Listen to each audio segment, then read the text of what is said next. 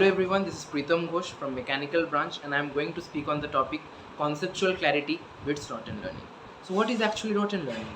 Rotten Learning is memorization of the facts on the basis of repetition which does not require understanding. Whereas when we talk about conceptual learning is understanding the facts and applying it in our practical environment. So we take an example there. When we take an example like condensation process. What is condensation process? Condensation process is conversion of my water vapor molecules into liquid form.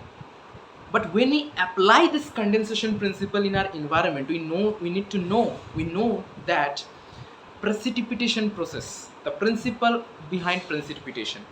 So applying my concept, applying my rotten fact in my environment and moving forward in my society is known as conceptual clarity or conceptual understanding.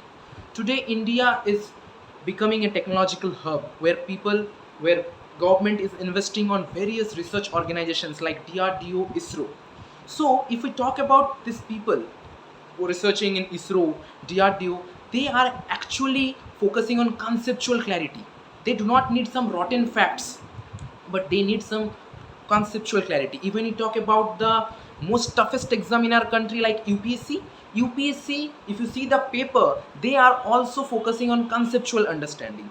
The major problem of misinformation in our country due to yellow journalism can be solved if we have conceptual understanding. Like if we don't just read the headline, but if we analyze the thing, analyze the total fact that what has happened conceptually, then we will understand and be protected, and we can protect our country's men from misinformation. Talking about government's work, like government is strongly focusing in national education policy. Why? Because national education policy will have is approaching towards holistic development of the student. The student will both focus on theoretical part as well as practical part for the development. So in my opinion, conceptual clarity is very important for the progress of the nation. Now talking about the rotten facts. When you talk about rotten facts are also important in some stages, like when you need to know the statistics of a country. Like if you want to control the population, you need to know the statistics, the population density in different states, and from that we can apply various concepts on the basis of that rotten strategy, on the basis of that statistics. So rotten learning is also important, but in the foundational stage.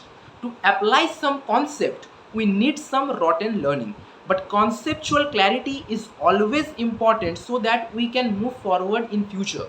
We can innovate. We need scientists who can innovate. So conceptual clarity is equally and most important thing rather than rotten learning. Thank you.